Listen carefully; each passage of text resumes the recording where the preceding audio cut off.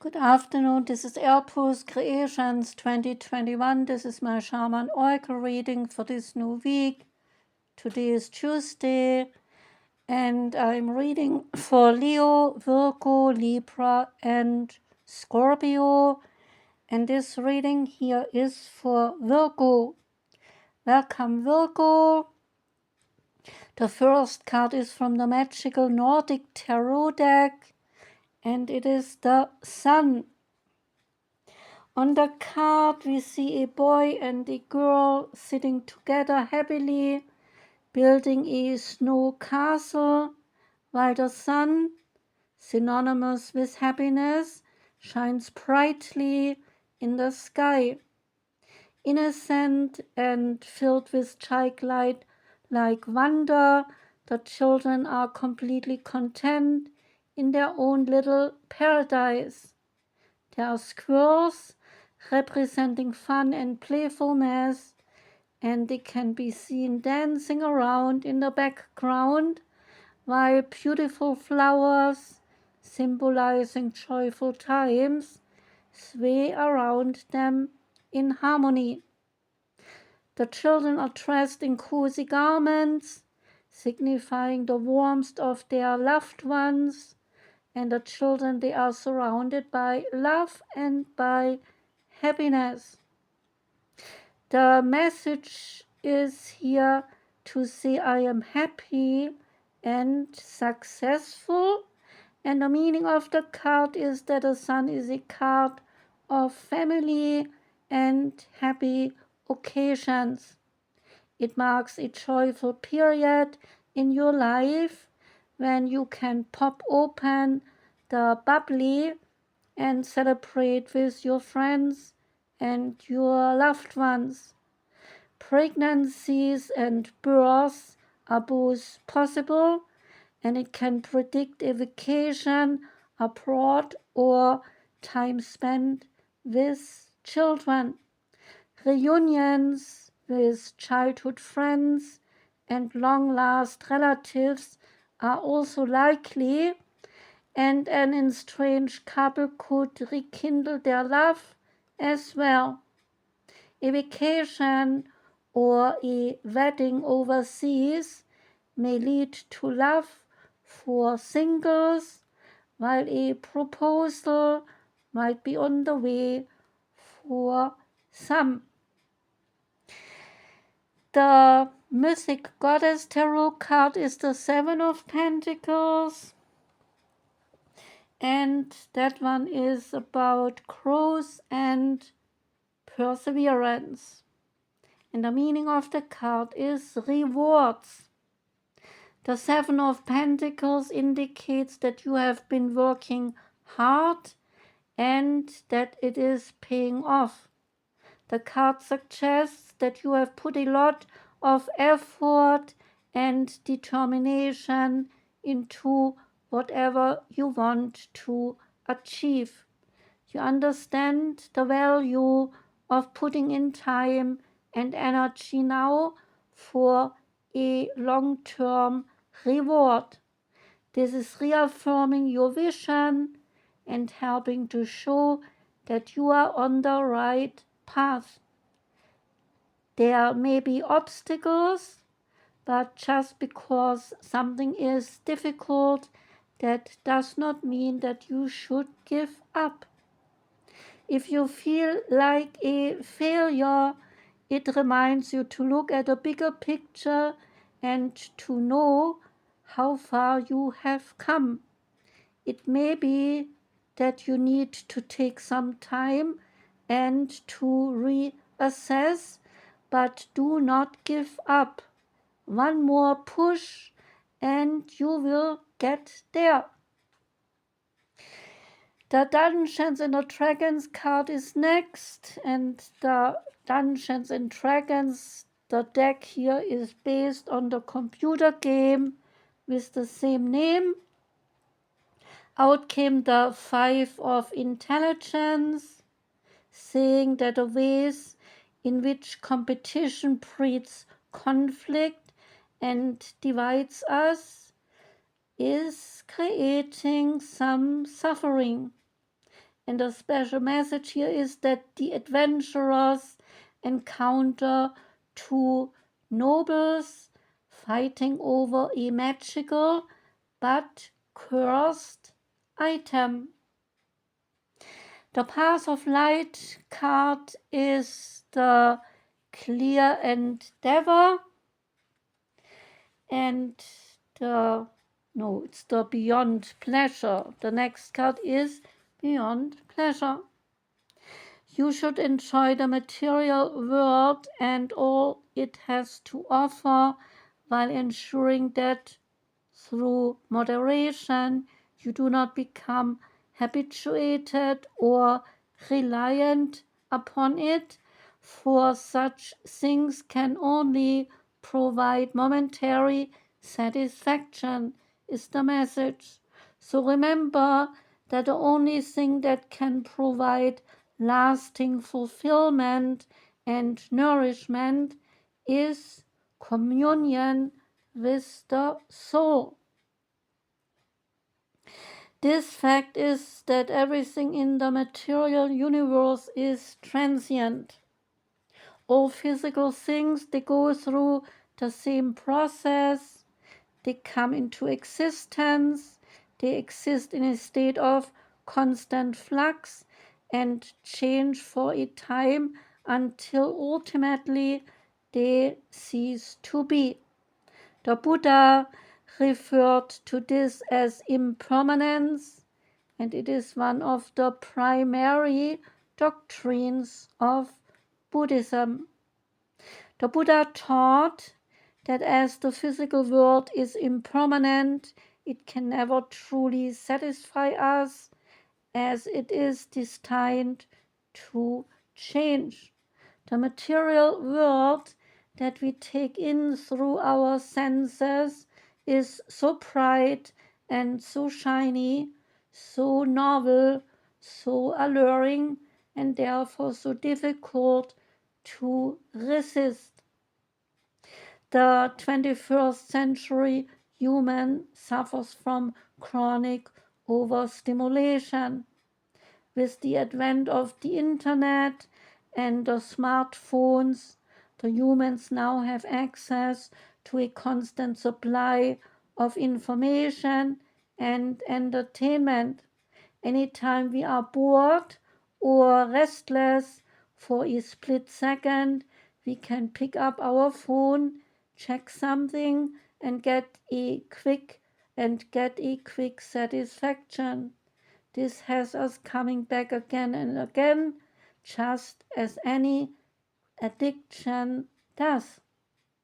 The more stimulated through the senses we are, though, the more stimulation we need to feel good.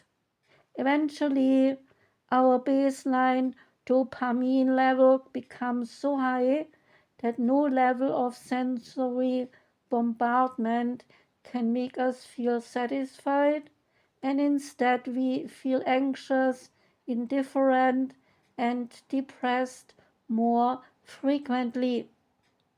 So the Gita does not teach that sensory pleasure and gratification are bad and should be avoided altogether. Life on this planet in physical human form is an extraordinary opportunity for a unique experience. It should be enjoyed and appreciated.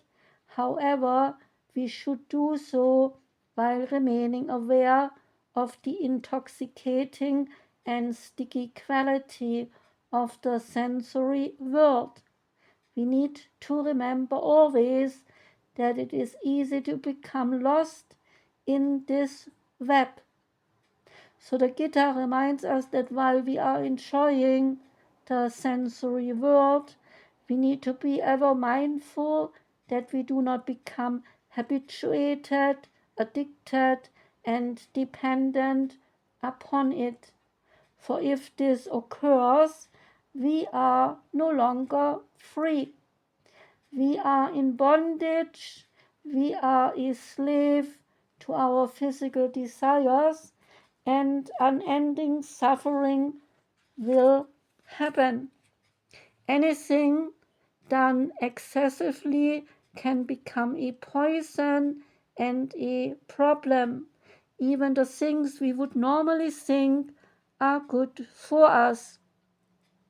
So moderation then is essential in life to ensure we do not find ourselves enslaved by our actions. Nothing to excess is an affirmation that is helpful to keep at the forefront of the mind. So, the Gita says at one point, when you have overcome desire for sense objects, attachment to results, and have renounced the will of the ego, you will ascend to the state of union with yourself. So each of us must, through our own trials, come to realize that the external world, with all its material and sensory objects, can never provide what we really need. It can never provide true and lasting meaning and fulfillment. It can only provide temporary, fleeting gratification and relief, which ultimately turns into more suffering. When we have walked down all the avenues, exhausted all the options, and found suffering lurking behind every pleasure, we begin to look elsewhere. We begin to look within and to find ourselves. When this day finally arrives, we find the only thing that can fill the void within, the only thing that can make us feel whole and fulfilled, the source of everlasting joy and peace is the self within. So is the message: seek less the transient pleasures of the external world and discover all you are looking for within, and control the senses, attain wisdom, and experience supreme peace. Now comes the Nature's Whispers card, and that one is the clear endeavor. Something you truly desire requires a bigger commitment from you, is the message. This could be physical, emotional, or mental. So identify what your needs are at this time. Actually commit to this goal and be willing to put in the time to make it become reality. Commitment plus hard work will assist in bringing your goals to completion. Once you decide, give your best to everything that you do, then it gives plenty of new opportunities for you to reach your goals in no time. So pay attention to the signs along the way as nature works to assist you. And the last card is the Oracle of the Birds card, and out came the Hummingbird. The Hummingbird is light from the highest levels. The meaning of the card is small, colorful, and delicate. The hummingbird buzzes into your life. Its iridescent colors cast their light on you from a higher dimension in order to remind you of your home in the light and all that is still possible. Now is the time to allow beautiful and healing vibrations to flow through you and to receive completely new stimuli. The hummingbird teaches you to always make the best of any situation. It brings you the medicine of joy and balance and opens your eyes to the jewels of creation.